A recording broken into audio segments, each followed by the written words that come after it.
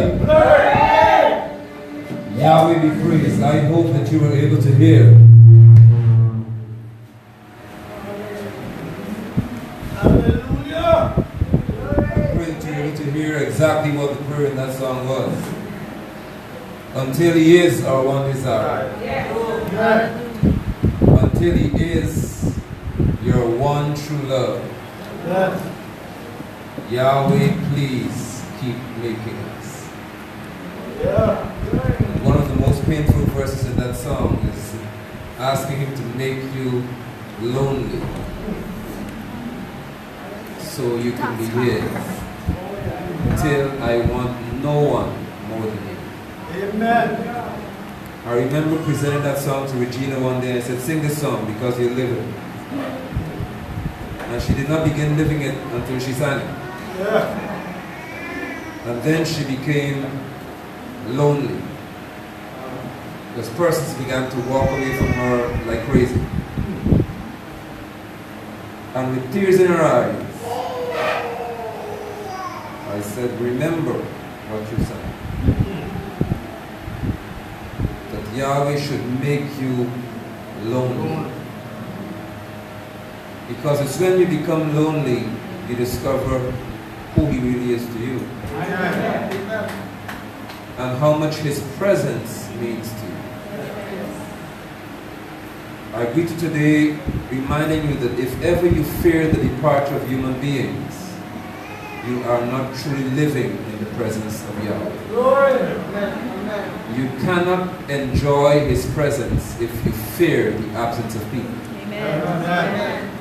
He should be so much enough for us that as long as He is with us, who is not with us is irrelevant. That's what I pray you understand. That's why I began to play the song for Regina to get it and begin to sing it to you all. Until He is your one desire, your one true love. In the earth realm, or the earth arena, thank you so much, Sister John. I missed you last week. And I missed the planet chip last week. I guess I missed you more than planet chip. I miss you. Thank you so much. But when we come to that place, and in the natural arena, when girlfriend is not around me, I miss her like crazy. Everybody else may be absent from me, but I do not miss anyone as much as I miss her. Spiritually speaking, if therefore Yahweh is loved by me more than I love her, then His presence should mean that much to me that it doesn't matter who walks away. As long as I know that He is with me, I will be all right. Amen? And I pray the same for you. Amen.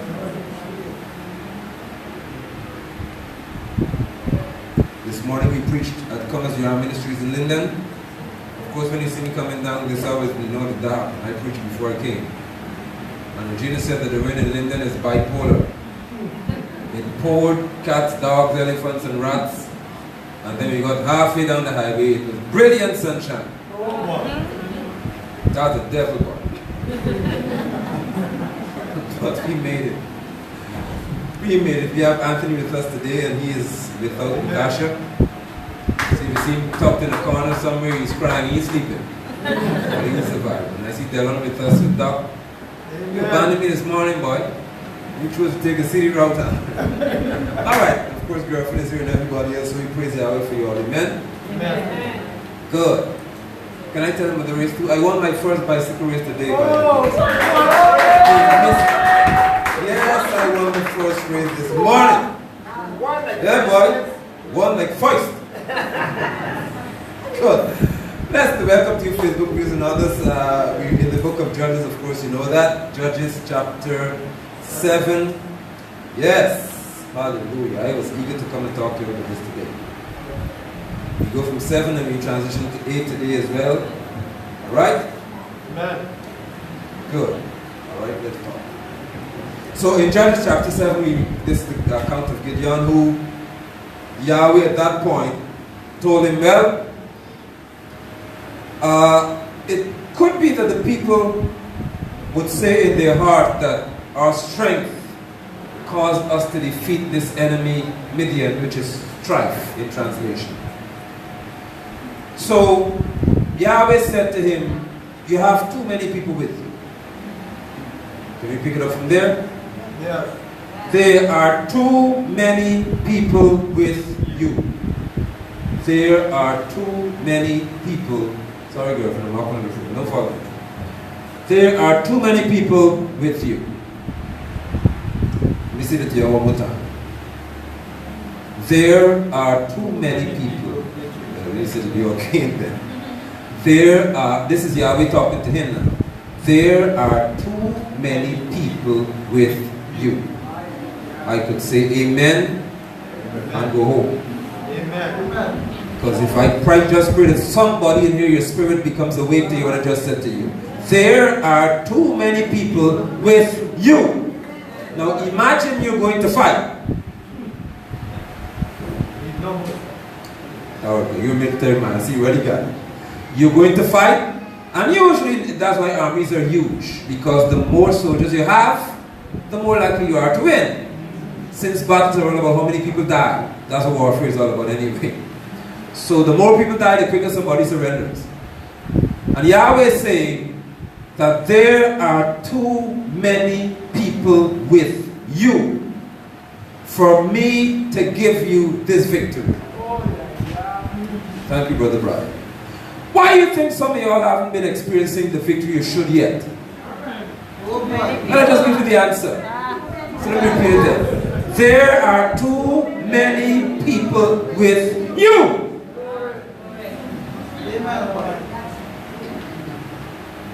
Do you know how many people stand and testify about the support they have more than the God they serve?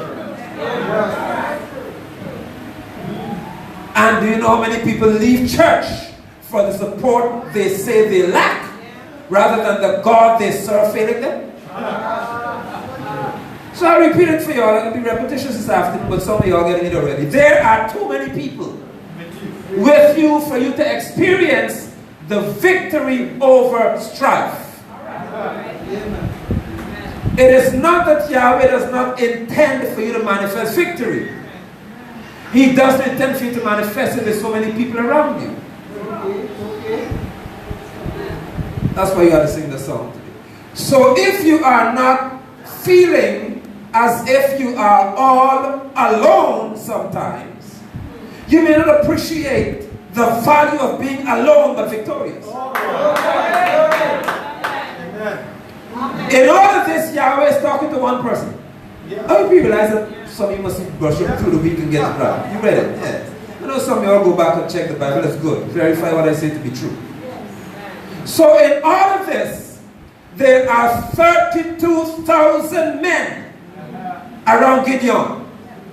And Yahweh says, there are too many people with one person. Because this whole victory is about one person. Proving the word of Yahweh to be true. And I say to you again, I look at church folk as I call them. And they will talk about being hurt in church. Because everybody left me. Did Yahweh? Did he abandon me? I am not coming back to Core Ministries International anymore. Because when I was going through what I was going through, I felt alone. I'm here to make an announcement to you. You are in a good place. Because when you come out of this, your testimony will be that I experienced the victory in Yahweh's presence. You are certain that he will never leave you. He never said they will never leave you. Yeshua said, I will never leave you. Shaul told his son Timothy, he said, when I was going to trial, everybody left me. That's what he said. all vanished. But the Lord delivered me from every evil work. Though I was alone, I was not defeated. And I just stopped by this afternoon for a few moments and encourage somebody to let you know for sure that the enemy is trying to convince you that you need a crowd before you can walk in victory. But I'm here to tell you that you need Yahweh to walk in victory. Because if Yahweh says you will win, even if you have to win alone, defeat is not on the agenda. He said there are too many people with you, young man. So Yahweh said, I will prove to you that there are too many with you. Tell them. Remember last week? If you're scared, go home. That's all. Don't have no fight. Don't have no fencing to see who's a better soldier. Just say that to them. If you're scared, go back to your house. 22,000. It was good being here. I go home. All they heard was encouragement to be released, and they left. And we said that they all responded to the sound of the shofar, but they were unprepared for the reality of battle. Walked away. So we have 10,000 left. And what Yahweh told them? It's time to drink now. Let's go down and drink. And he said, look at everybody as they drank. And one said, been on all fours and began to drink water like a going on the style. And he said, the ones who would have therefore had more water, but a poor posture in drinking, need to go home. And I spent quite a few of this week last week thinking about this. And it began to strike me even more. Imagine the ones who may have had more water were most disqualified. And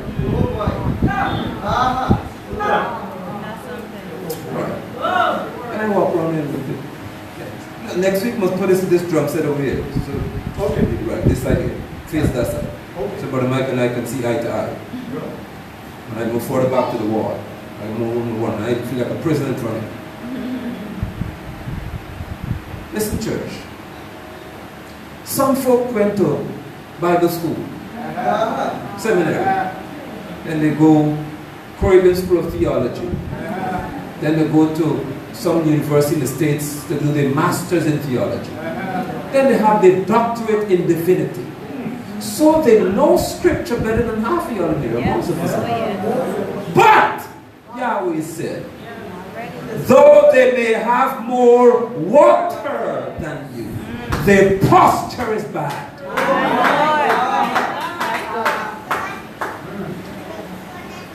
And there you have 300 men who may not have drunk as much as 10,000. But they were more alert than 10,000. And they were more ready to fight than 10,000. So I'm learning now that it is not just about how many scriptures you can recall. It's how resilient you are when battle is facing you. Can you stand in the face of the enemy knowing that I have confidence in Yahweh, not the water I have to drink? And some folk will challenge you to a scriptural contest, throwing scriptures here and there, but they have no life to fight. You know, no man, that could be. It's all right. You're such an efficient young man, you're ready to work already. Sorry, y'all. I just love young men like these around. When you talk, they start to move fast. That's how I grew. Girlfriend said the curtain is right. See? Y'all start a whole nother story here, right here. So, those who cup with their hand, they always say, come. You ready to fight? You all have your Bible? So we in verse number 8. verse 7. Yahweh said to Gideon, I will use the 300 men. Verse 7 of chapter 7. Judges 7:7. Yahweh said to Gideon, I will use the 300 men who lapped the water to save you. I will hand Midian over to you. All reading right? Yes. Let all the others go back home. Go back home. You drank water, but you can't fight.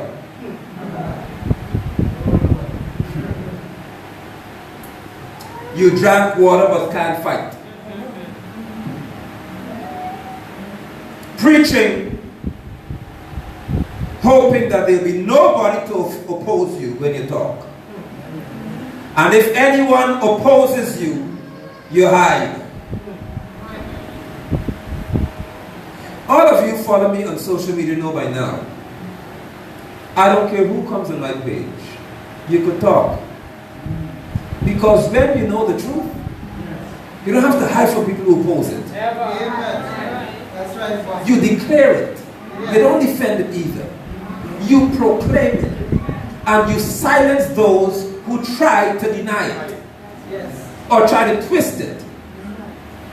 Courage must be found in the church, whereby we are not afraid to proclaim what we know. Because Yahweh is guaranteeing us victory, not in great numbers. Amen. Let the rest go home. Verse 8. So they took provisions and the shofars of the people.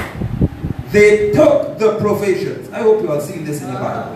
Verse 8. And the shofars of the people. Then he sent all the men of Israel away, each to his tent. They took the provisions. And the shofar of the people then said, go home. Which means that the people came with their shofar. You know the shofar, right? Yes. My throat still tight. I want to blow. Can I try? No, that's the shofar. That's what it sounds like. A ram's horn. The men, therefore, from this text is telling you that they showed up, they heard a shofar, they came with their shofar, but Yahweh said, you still can't go to fight. Because although you have the instrument of war, you don't have courage to fight it. So the ones who qualified, he said, take the ones they shofar. Because they can't use it. Take their provisions, their food stuff, and you go to fight while they send them home. But the 300 men Gideon kept. Let me take you up to this thing. The camp of Midian was in the valley below. Oh, this is good, boy. That night Yahweh said to him, verse 9, get up and attack the camp, because I have handed it over to you. Oh, Lord. But if you are afraid, how we get to this? How we get to the scary chicken part? But if you're scared to attack, go down with your servant Purah. Gideon means he who hews, cuts down. Puran speaks of a bow, like a piece of wood. If you know anything about cutting wood from the countryside, axe don't function without a handle. Right. Thank you, Brother E. So somebody is too shy to know anything about cutting wood in the country. Axe head is of no use to you if it doesn't have a handle. So Gideon, Yahweh said, his name means cut like an axe, but he didn't have the handle. So Yahweh said, you and the bow, the wood, go down together. So you have the complete instrument. Go down to the enemy's camp. After you hear what they're saying, you will have courage to attack the camp. Lord help us. How could some of y'all in here hear what the enemy is saying about you, and you have fear more than courage? According to what's happening here, once you hear what the adversary is saying, you should have courage. I already heard baby cry, man. Baby, you're alright. You gotta have this afternoon. This is a long exercise. 4 years they'll be singing. You kind of go help. Who helped him with baby? I'm ready, marry quick. Go take your baby job. You love him. Good girl. See, baby, come quiet a bit.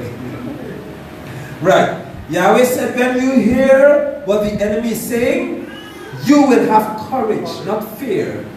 Saints, when you hear what the enemy is saying about you, you are supposed to have courage. Amen. I feel like I need to get a scratch record and play this thing all the time. When you get to hear what your enemies are talking about you, you're supposed to have courage to deal with them. That's right. Not fear of them. That's it.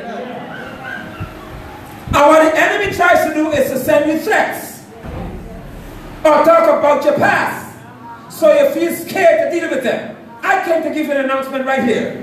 Once you hear what they say, have courage, because Yahweh will not let you hear what they're saying unless He intends for you to win.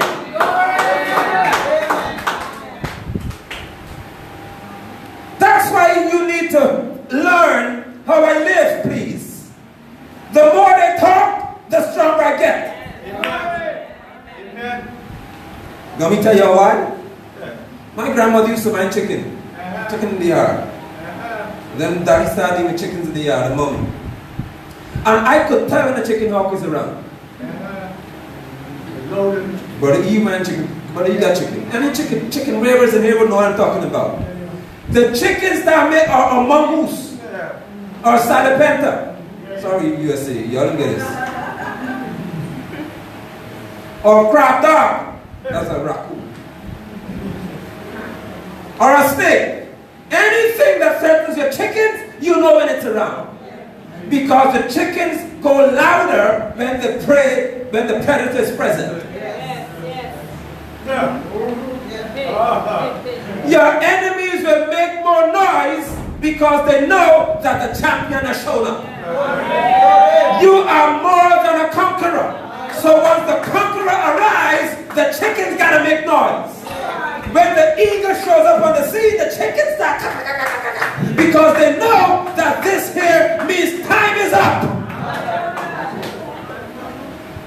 But no, saints are being taught to go to deliverance service because chickens make a noise. You must not go to be delivered from people you defeat.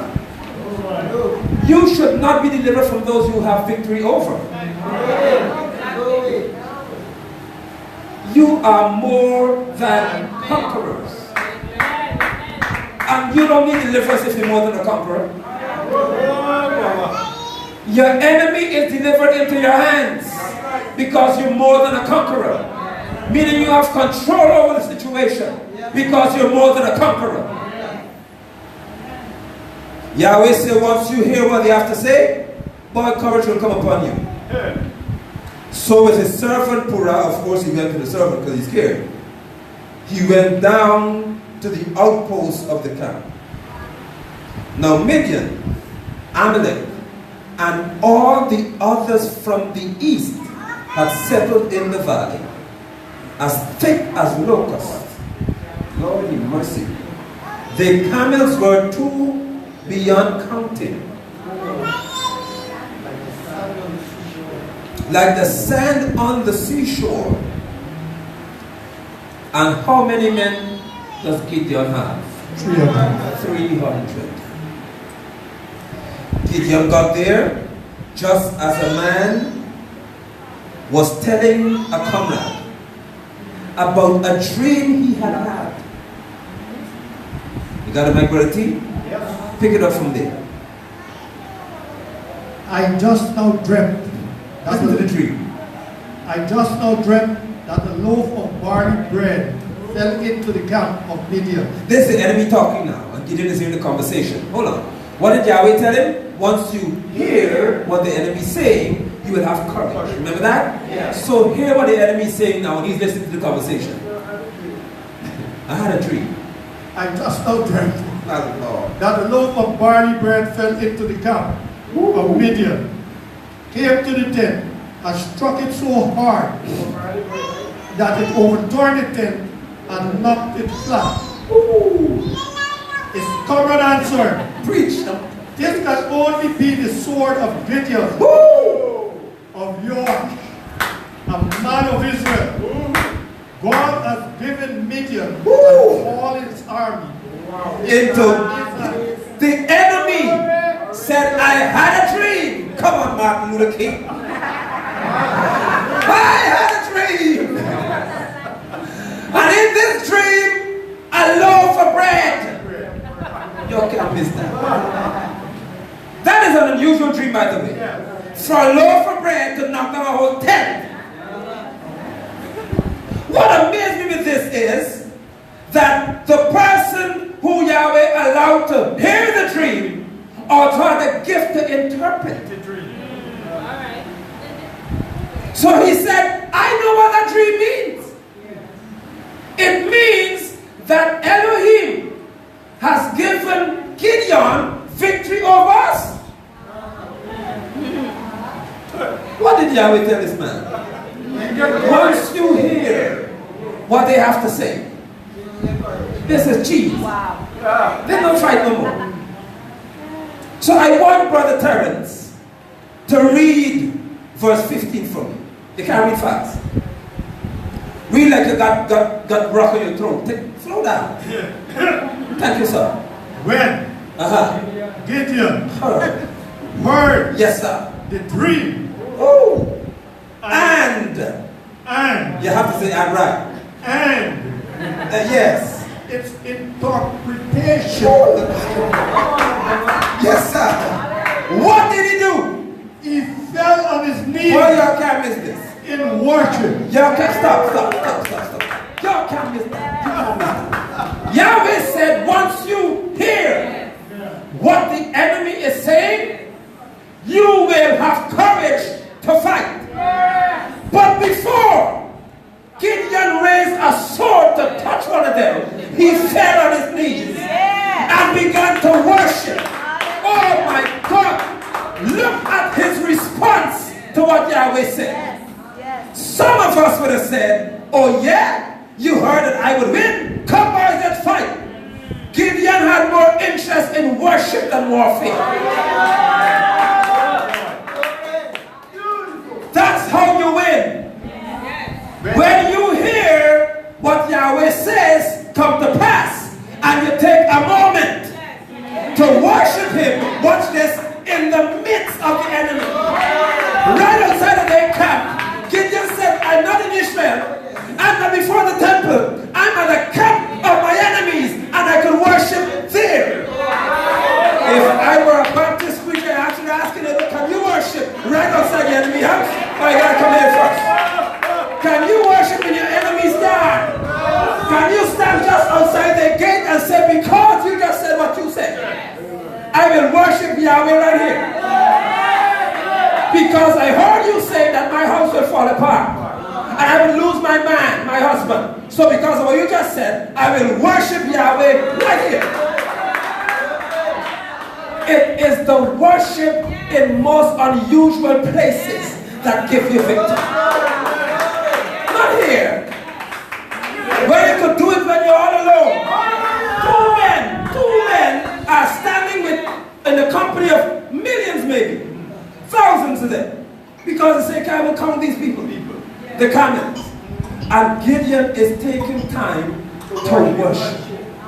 Saints, if you are certain today that the victory belongs to you, Amen. let worship be your posture. Worship him. Exalt Yahweh. Glorify him. Because the point is, I know I will win. So whether I worship now, you can't beat me still. I will still take time to worship because I know you just said that I will. Amen. Listen to Gideon's, to the man interpretation. Elohim has given us over to Gideon. We lose. Let me translate for you all. He's saying, we lose this. Though we have all these numbers here, we have lost. Because I say when I read this thing, hold on boy. these people actually know who Elohim is. Oh, yes. Yes. They accepted it. They accepted it. And The still, fellow dream about the barley bread. And he knows this is Elohim involved. And he knows it's not Baal. Yes. He knows whose God is in charge of this battle. Yes. That's something. In the midst of your enemy's camp is someone who can interpret what Yahweh is saying. But they don't have the favor of Yahweh that's on your life. So though they can understand what he's saying about them, they can't change what he tells them to them. oh boy. Oh my. Makes me remember when those wicked preachers began to die. How they said, God has used this man, some of them. And another said, this man has begun to curse us. Let me help you with this. Well, if they had power, they could stop the curse after number 4 dead. Yeah. Okay. But number 5 went. Number 6 followed. 7, 8. By now maybe 9 or 10 of them. How can you not stop the curse of what they call false? Oh boy. Thank you. When Yahweh makes a divine decision, men just announce it. We don't change it. We just say what it is. And then he acts according to his decision. Oh my Lord. In this case, Yahweh didn't send a prophet to Midian. He sent a prophet to Yeshua when they cried out. But this time he used one of them in their own camp to tell their defeat. He worshipped. Then he returned to Yeshua. Look his words now. Because I got an instruction for some of you all this afternoon. Then he returned to the camp of Yeshua. You got that? And said 2 words. Get up. My Lord, somebody read it. Brother E, you read it. Woo! Man, y'all come be Baptist with me this afternoon, man. Y'all come and feel as if I'm president and can't preach, we have one preach. Gideon said, get up! My Lord. Somebody missed that instruction. He went to find out what will happen in this battle. And when he leaves, the 300 chilling. Because the 300 were handpicked by Yahweh. So they're not on edge. No. Oh God, the enemy may come and find me now. Let me, no. These boys will ask him watching maybe TV or World Cups. Woo, what a shot. Yes, sir. So Gideon said, hey, get up. Get up. Why? Because Yahweh has handed Midian's army over to you. Get up.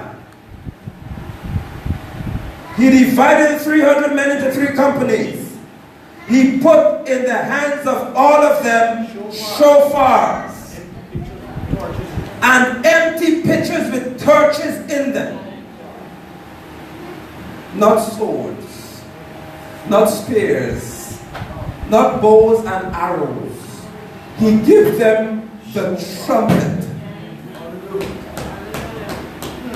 So you carry the shofar in one hand and a lamp in the other hand, and you're going to fight thousands upon thousands of people.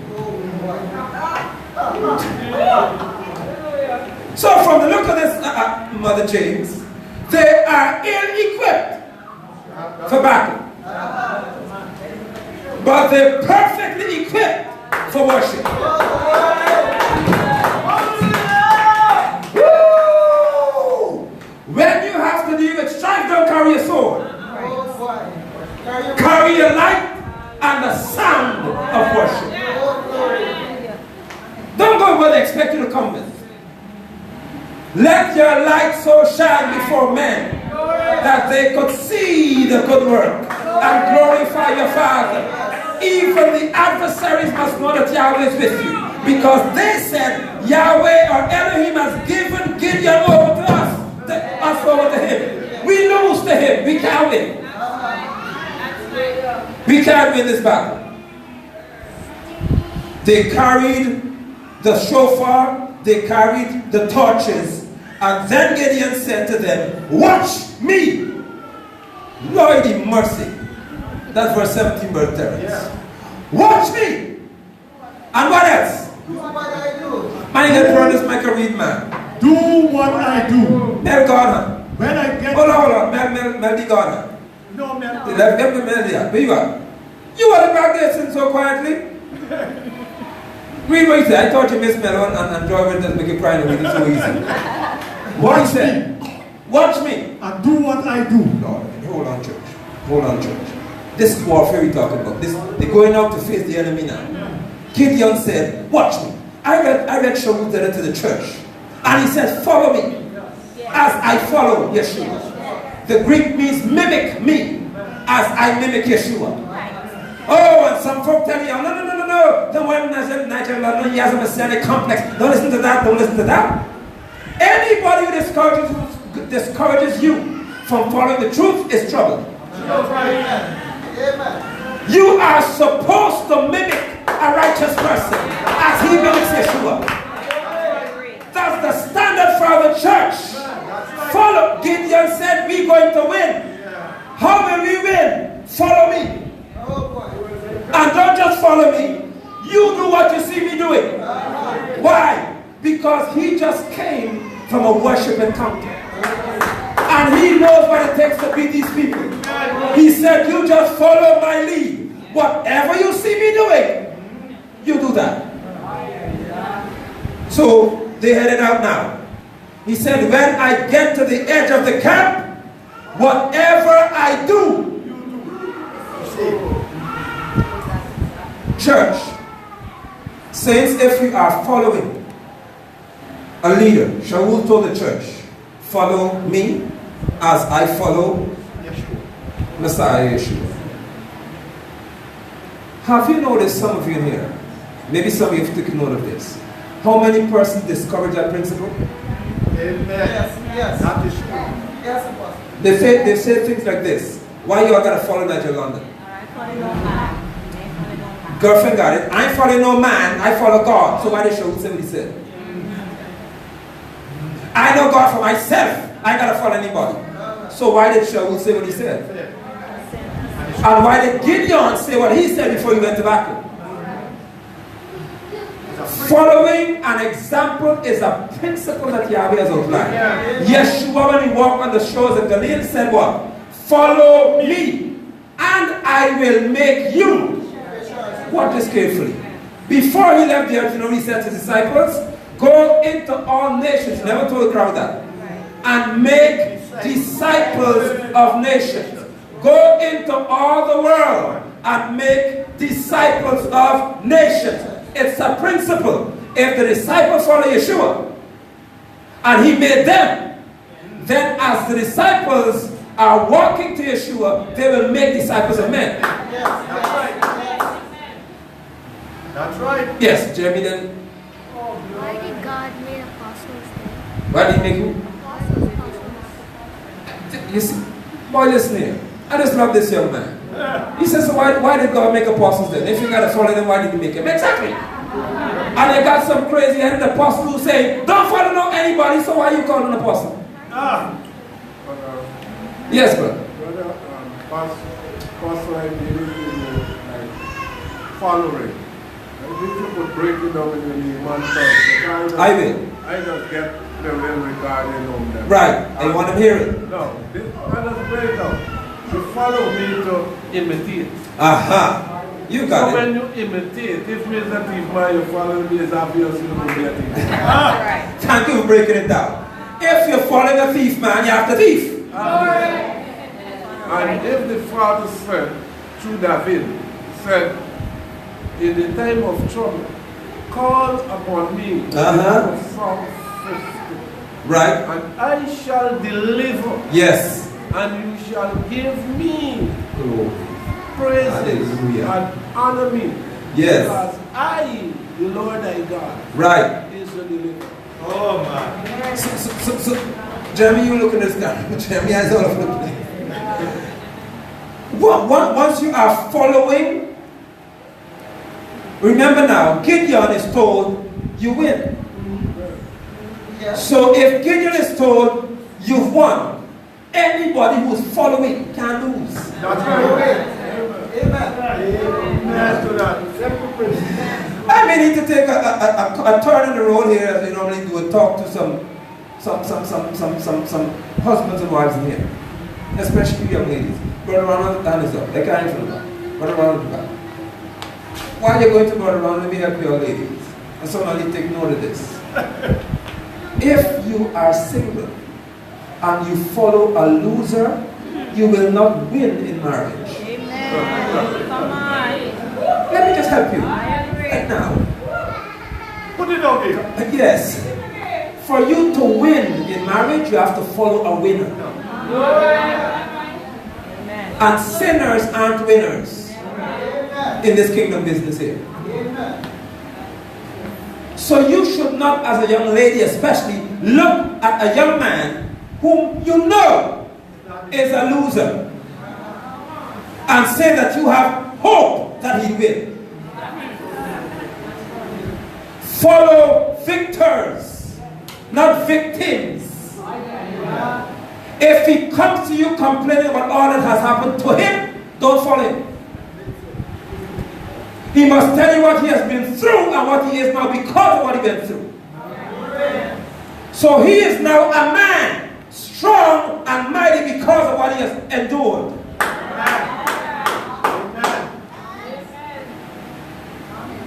You're all right? Yes, Brother Ronald, before you forget. Just a question, Apostle. Yes. In the context of Gideon, when he received the word that he will win, he mentioned that those who follow him also are winners. Right. Is that could that be deemed the law of association Very good. To some extent. to some extent? But I'm careful using the term law of association. But it can be. Because ideally the scripture says bad company corrupts good morals. If you hang around bad company, I don't expect it to be good. Yes, brother. Just want to illustrate that same point, Apostle. Yes. Yahweh told Gideon that he already won. Right. That he handed million over to him. After Gideon went with Purah to the enemy's camp, God heard the dream. Right. When he came back up, he didn't tell them about the dream. He said, get up. There you go. Yahweh had handed the Army over. over to you. There you go. He told it to them. So the victory you received, he They passed on receive. to them. Exactly. I'm glad you picked it up because it's like I'll put it up another time. We talk right here. Yahweh, the enemy said, Yahweh has given Midian over into his hand, which is Gideon. Right. But when Gideon got back to the camp after worship, he wasn't selfish. No. He said, no, the victory now is yours. Yes. Because what did Yahweh tell him? You will defeat Midian as one man, Right. not two separate people. No. So once there is unity, Oh, glory. everybody enjoys the victory. So he understood the principle. They took the shofar. He said, when we now get to the enemy's camp, once we arrive there, whatever I do, you do the same thing. And I'm saying to you, if you're following me as I follow Messiah, you are supposed to observe how I deal with matters. Hear me carefully. Because most people sometimes sit back and say, I don't think it should be dealt with like that. I don't think. Listen to the statement. Not Yahweh has told me. But the person on the front line has got the instruction from Yahweh. Right. While other people have an opinion about the person on the front line. Gideon is the leader in the whole battle. Yes. And he knows how to deal with Midian. That's right. All he said, now y'all have to just follow my lead. Alright, this one will be hard. This one is good for Riverton, but because you're going to I'll give you a preview. Gideon didn't say, become me. Oh boy. He said, follow me. It's a big difference. And I'm seeing numerous persons get excited and want to become what they follow, instead of following what they should follow.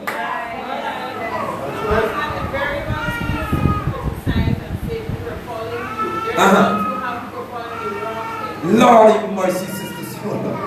They hear you in the back. Let me give you the echo. Sisters always say the same ones who criticize it is the truth. Who say, oh, why are you following Niger London? They have people following them. And they don't turn them back.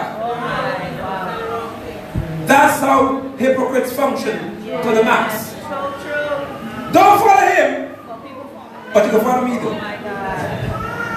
Yes, please. My goodness.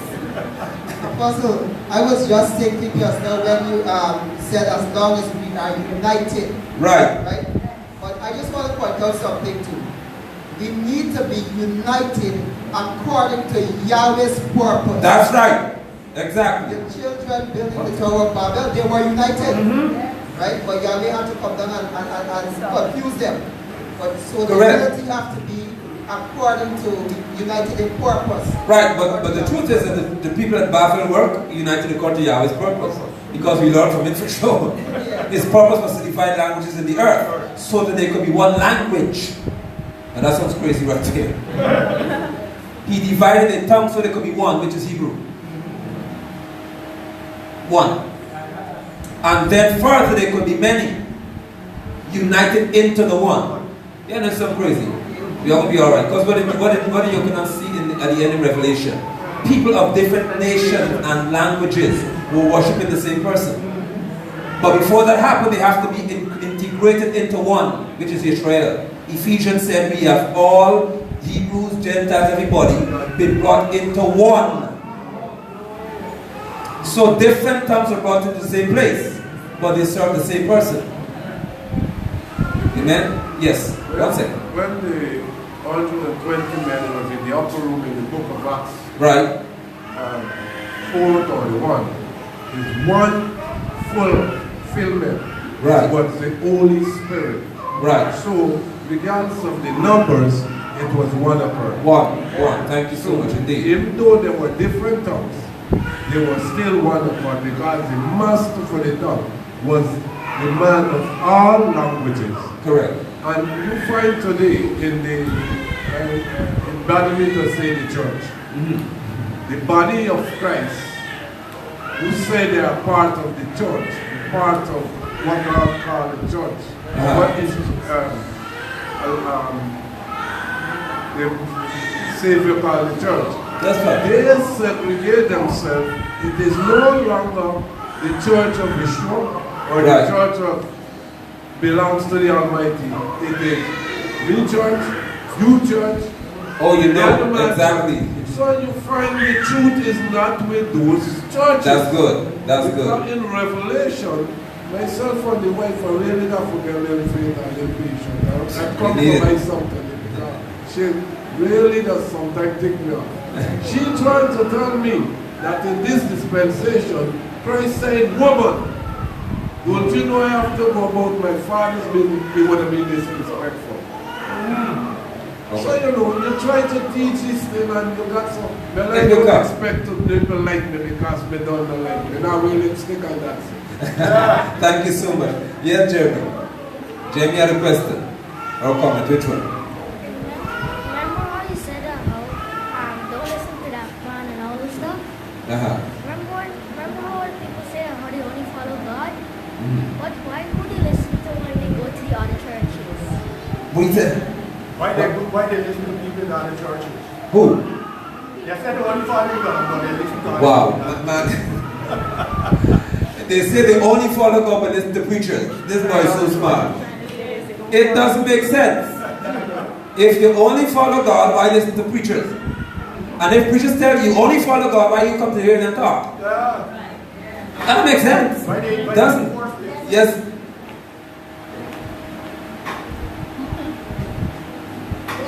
This morning, while we were getting ready to come, his mom called me all excited. I said, what's the excitement about? She said, Mommy, I have a report to give to you. Where I am? Right. And mommy is proclaiming Yahweh in this church. Really? And she's running out to say, mommy, so he can't get them sick. Right.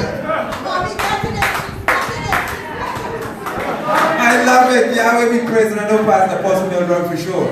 I praise Yahweh for him because it's a joy to hear him proclaim that. Amen. Wow. Yahweh be praised. And he's one of the persons I must say publicly who reported him in person. We were talking about everything about me. He said, stop.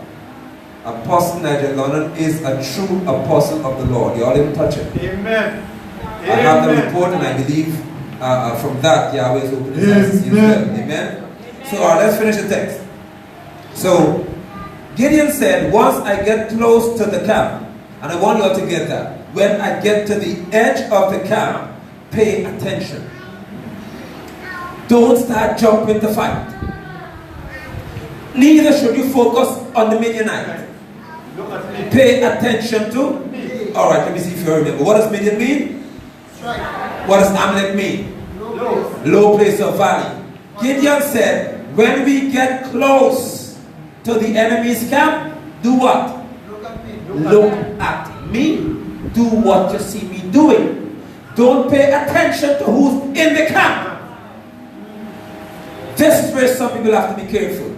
Because the closer they get to the enemy's camp, the less they look at the one leading them. And they start focusing on what lies ahead instead of who is leading them. They start counting people. Oh, I see 600 donkey, 75 camel, 2,000 soldiers, whatever. Hold on, we lose. No. Keep your eye on the person Yahweh has sent to lead. Because Gideon isn't counting them. He's counting on Yahweh's word. That I will win this. Just follow my lead. So when they got there, he said, okay, we divided into 3 numbers. He said, now watch this. When I blow, verse 18. When I and everyone with me blow the shofar, then you blow your shofars around the camp. I can't wait for us to get to the beast boy. When I blow the shofar, then, don't miss the word then.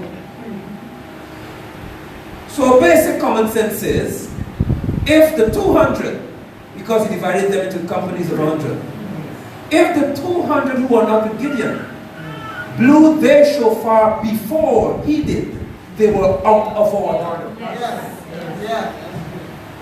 On the Friday night, remind me to talk in the beast. About those who like to preach ahead of the apostolic leader.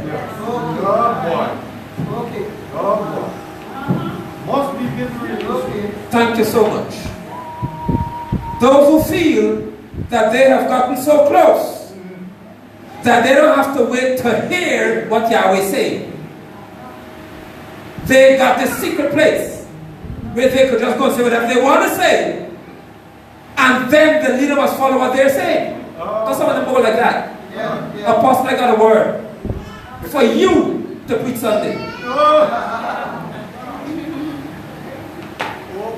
They're bad like that. God gave me a message for you to preach on Sunday. The people had to first hear the sound before they repeated what they heard in terms of shofar blowing. Okay, let me give you scripture for that. In Titus, Shaul told Titus, preach this. And he started listing some things he had to talk about. He said, talk about that. Titus could have said, I'm an apostle. How can you tell me what to say? He didn't say that. Because he was a beloved son of Shaul who knew what to say. What he told Timothy, a time is coming when you will hear sound doctrine, but you need to rebuke, reprove, exhort, and deal with the matter. Why? Because any true son knows how to hear instruction.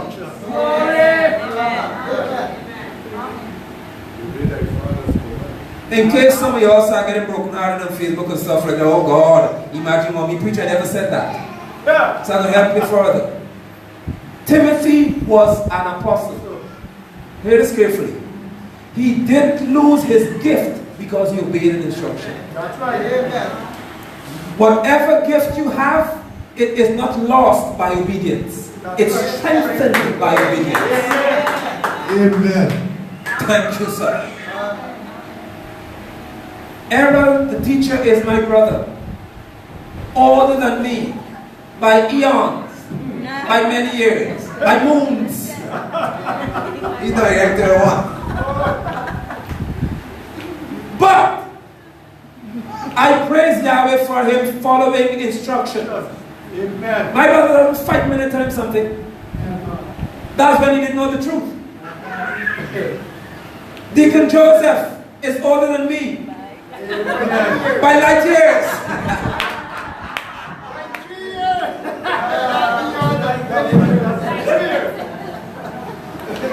He doesn't fight. Oh boy. And I left the best for last. Brother Terrence, help me as a baby. No, that should tell you all. That's eternity right there. Amen. And when I speak to him, okay, apostle, I got you. And I'm saying this publicly for a reason. He doesn't say, okay, Nigel. And he's free to call me that, that's my name. And I've never once told him to call me anything. Right. Y'all get us straight, please. Amen. Never. Absolutely true. But why would this happen? Why? The book of Psalm 50 and the book that honor those. Thank you. If ever you see someone fearing Yahweh, that's an honorable vessel. One who fears people is a dishonorable vessel. Brother Ronald is older than me. You're older than Brother Terrence, two guys got a match out. But these men are not contentious. No. Now every tree brings forth after its time. So if I'm in here, and the accusation is, he's a contentious man, how are you so peaceful? No, let's just talk about it this afternoon. If I'm this contentious person, and you are the fruit of the work I'm doing, how are you so peaceful? Oh boy. Hallelujah. Yeah. You sound like me. That's a good thing. Yeah, someone ever say that. I know where you're from. I know exactly where you go to church. Apostle, I was talking to a young man at the cottage. And I just informed him. And from since he said, I know who you be. You are the Valley 99. I love it. Oh boy. Believe me, no single bother me, make me rejoice. I love it. I praise Yahweh for the quality of young men in here. Brother Mike, Brother Elton, all of you. Brother Chris, you older than me too? Are you older than me? Yes, you gotta be older than me, man. That made me feel so young. Let me say older than me, just for my sake. But you don't pick Warren Lick down in here. You have to understand, church. There is once you have found somebody who is, or not found, but Yahweh sent you to someone who he assigns to lead, you will be following in righteousness. Amen. Amen. Some of you, since you've been connected here, or to me, in terms of kingdom principle, you can't sin in peace. You realize that? Or your conscience in trouble.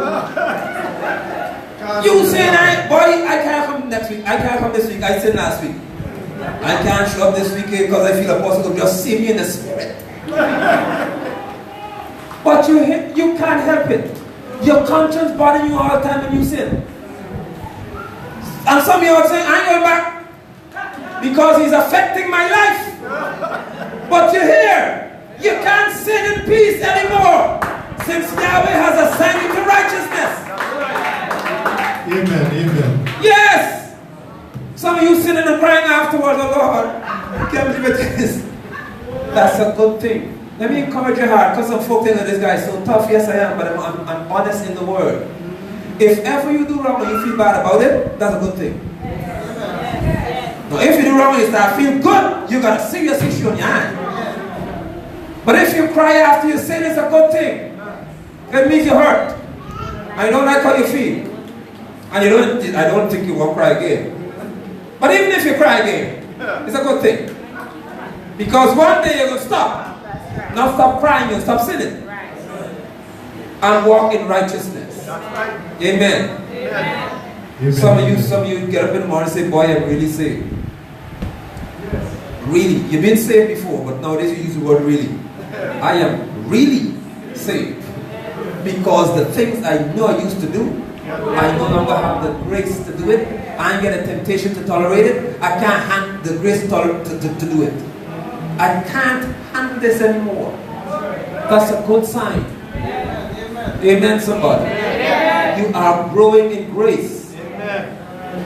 It's a blessing when some of your husbands could say to your wife, I tell Apostle what you do. Say, no, boy, stop. Oh, sorry. That's a good thing. It shows that you have some degree of respect for who's before you. That's right. Not that, tell him no, I ain't okay. He can't talk to me. That's trouble. Or if you tell you let him talk to girlfriends first, that's trouble for me. Because some wife will tell the husband, let the pastor talk to his wife before he talks to me. If he can't fix her, he can't fix me. So I praise Yahweh for girlfriend. Amen. Amen. So the edge of the camp, he said, once we get to this, when we get in this enemy zone, you don't go prone before me. So they have the instrument. They're equipped, but they have to have the timing to use it. My baby's preaching today, buddy. They have to have the timing to use it. He said, once you hear me blow the shofar, some years. And I'm amazed to see. Let's finish this account so we can move on to the next week. Amen. Verse 18. Then, he finished.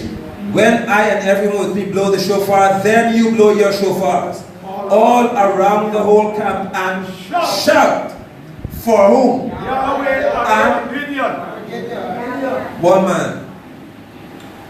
This is not worship. You know why they said that? Because the enemy knew one man's name. Gideon. This is not worshiping of Gideon. The enemy in the camp knew of one person. Gideon. Why? Don't forget what Gideon did. He broke down the people's altar. Well, don't forget that. And they changed his name sorry. I won't call you for the Gina. Sorry. They changed his name to Yerubbaal. Remember that? So he's going on the battlefield with them saying, Baal will beat you. So he said, when you get here, don't shout for Yerubbaal. Shout for Gideon. Now that's a perfect teachable moment. Thank you, girlfriend. Why you church folk don't say, it don't matter what you call him. You can call him Yerubbaal, it wouldn't matter, it's the same person. Why did he say, once you get to that enemy zone, don't you dare call any other name? Call Yahweh and Gideon. Because the battle here is about Yahweh dealing with Baal. Amen. So if the name doesn't matter, why does the text say that he said you have to call me by my right name? Find that name. And he didn't say Lord. And he didn't say God either. Yes. It's like you live in this middle. The wife got me children, me, I got children around me. Okay. But the life I live in, coming from Matthew 34, 10:34. 10:30. I don't mind full from too much of crowded leaves around the tree. I go around the truck. If you understand. Say it again. Too much of crowded leaves around my tree. Right. Around my truck. So, I got about, in the whole constituency there, I got about 4 persons we share with. I don't like use the term friend. That's half me. Now, and all 4 of those 4 individuals is Rastaman. And we could go down the road of reasoning and understand each and every context. Right. And each and every text. And when we come to the Christian, we go down the road and we got a fire behind the whole trip. Because the pastor, Brother Willie, this pastor, them and everybody got one named Pastor Prince, as he's claimed. I could tell to you that his brother kept on Dover more than we went together. And he just did like a real the people pocket. And when Pastor Rickett came and the little one was demon possessed, this Rickett from Jamaica planned to reach him because we need to do something to the youth. Right. When the youth can't come to us, we got to go to them. Right. 5 of them was shot the other day on a fairy tale story. Yes. Anyhow, when Pastor Rickett, when Brother Prince and the associates there and they try sometimes the demon, bind the demon or lose the demon, but the demon stood his ground because he get confused. And they sent for Pastor Rickett. It's a true story. Yes, I know Pastor Rickett. And he was inspired and was told what to do by Yahweh. And he did what he had to do. And when the child started recuperating, and Yahweh said, well, look, it's time to stop praying. Start talking to this youth. And the youth start responding. And the goodly associate pastor, what he called the Pastor Rice Prince, he telling the man, this is not the one, man, I'll show you. So, normally when I pass, and I might got something selling when I reach the district and call him, this is not the one man shoes or kind of stuff. So, you know, we got issues about this Christianity church. Well, we call Christianity. Everybody wants to self-recognition. Yeah, thank you so much. Right, thank you. And that's a huge issue you've raised. Amen. Because I've heard that matter before we passed the one joining in deliverance and there'll be 3 people getting glory. It is not about that. And I'll continue to say, this is not a show. As much as I can, I avoid all this public display and all that. Sometimes people are brought to me like they saw the other day. That's different. Amen. And I'm so glad that my family is able to witness and other people in the ministry saw it. There was no 2-hour high up, lash down, pick up, fall down, move through oil. No. Amen? Amen. Within, I don't know how long it was, but the bottle is fine. Who is it? 2 minutes and the guy who was in demons terrorizing and all that was fine. Yeah. And they actually got him from the emergency room, he couldn't breathe and all and stuff like that, so his neck was being broken and all kind of story. And he came, they had to almost drag him in the building, and he was running up and down in 2 minutes. And today he was in fellowship. Amen. Normal is never cut because when Yahweh does something, the power rests with him. No show. It's his glory. Amen. It's for Yahweh's glory. So once they blew the shofar, Gideon said, "Shout my name." And the enemies in the camp will not be able to handle the sound of Yahweh and my name. Look at the battle here. So if you go home and you want to read vegetarian, read it for them, because you'll see the rest. Where the enemy was thrown into panic because they heard the sound of the shofar and the name Yahweh Gideon. Big heights up and lash down and fight up with them in the camp. Thousands died because they heard the name Yahweh Gideon. They did not hear Yerubbaal. They didn't hear Lord. They didn't hear God. They heard a name, which tells me that it is a sad state for the church, as they call themselves, to be in, from Midianites to have more fear of the name of the God you say you serve than yourself. Wasn't that the problem, similarity with Nebuchadnezzar and the 3 Hebrew sons? Right. He knew Nebuchadnezzar, king of Babel, King James in Babylon, could look and see the form, one of them like a son of man, and he knew the name. How could heathens know your God name better than you? And fear his name more than you? have more respect for it. And you hear saying, it don't matter what you call him, then he's not your God. Right. Yahweh has no child who dishonors his name. That's right. Amen. Let me just clear the air on this. Oh, yeah. Yahweh has no child that dishonors his name. Amen.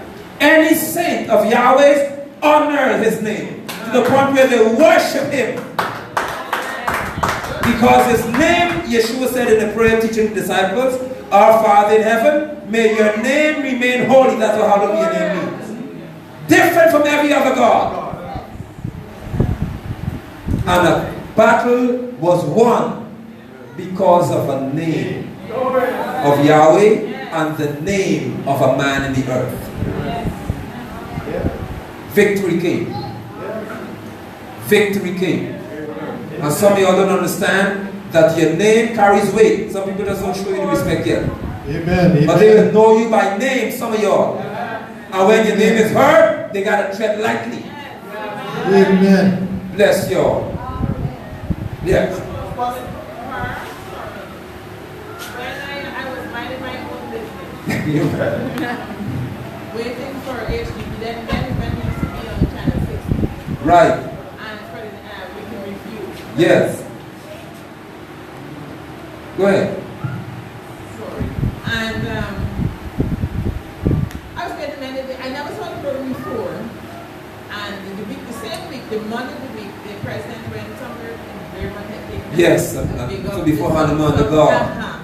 Yes. And I was so disturbed when I went to my husband. God, remember he's the president. They said, I said, but then I used to say, God and I said, Jesus not of Jesus, not of Christ, right? And whatever.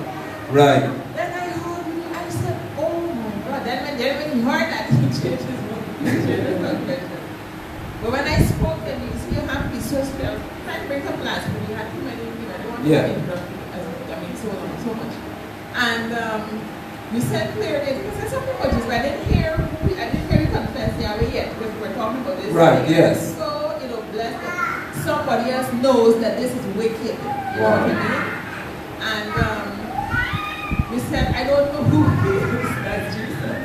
So I can't remember what it was, but it was funny, I laughed. Right. I was interested, so I was listening, I was saying, why did you say something like that? Right. Then you heard something about Yeshua, and then I heard it before. Right. The pastors, he said, it's okay if you want to say Jesus is okay, and he said, the real name of God is Yahweh and Yeshua, but I never heard, never heard that before until you came again.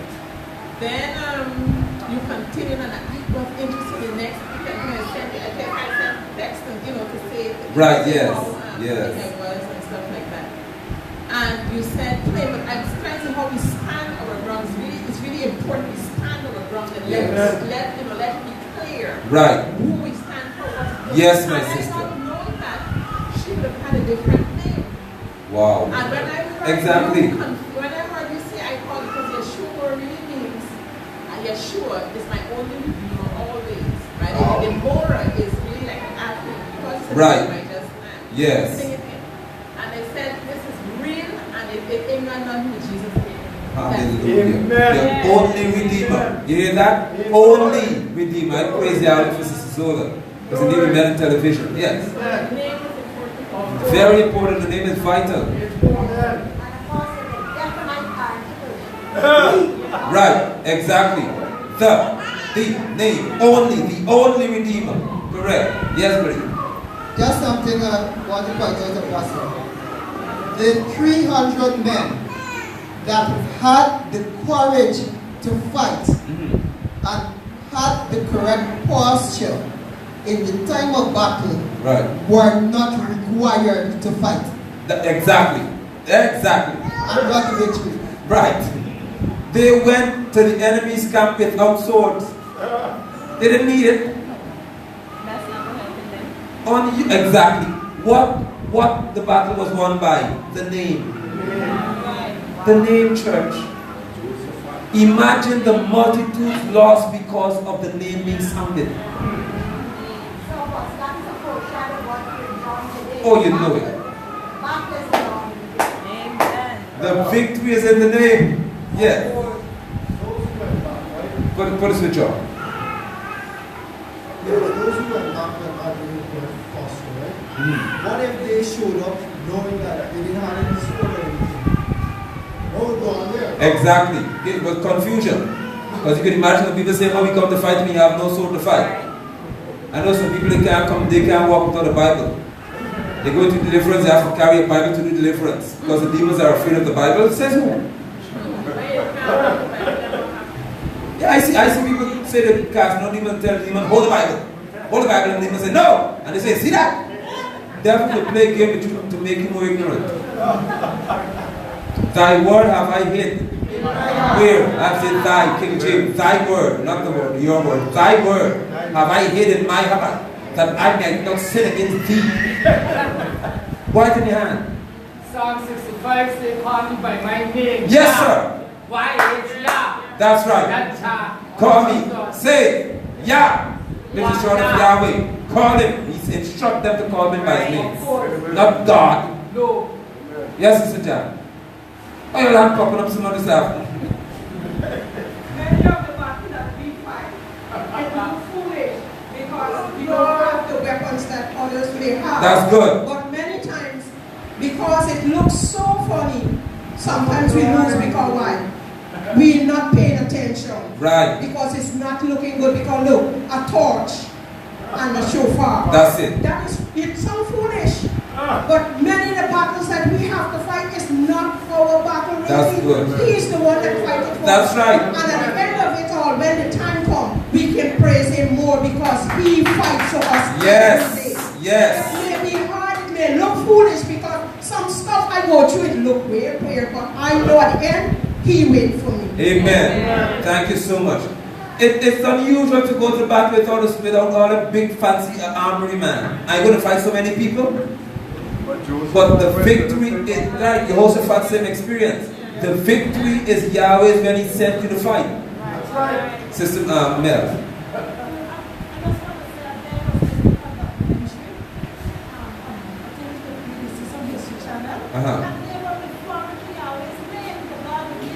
Yes, they do. They know it. Let me just share this, amigo. Sister Zola brought it to my attention and reinforced what I knew, but it really struck home then. That she checked the Catholic website. And the Catholic Church, the Church of Rome, on their website, states plainly that the name of the only true God is Yahweh. The Catholic Church. But if they know Yahweh, tell me about Yeshua. They know. But they know the danger of making the truth known to the masses. They know. And the prudent was revealed to the babe. Yes. Yeah, listen, church. These people know. Yes, they do. But the trouble is they don't regard his name. So it doesn't matter to them. The Catholics know the trouble. It's the Roman Catholic Church. Yes. Rome is not Israel. Yes. So if the Europeans proclaim the Hebrew name, as they call it, we're in problems.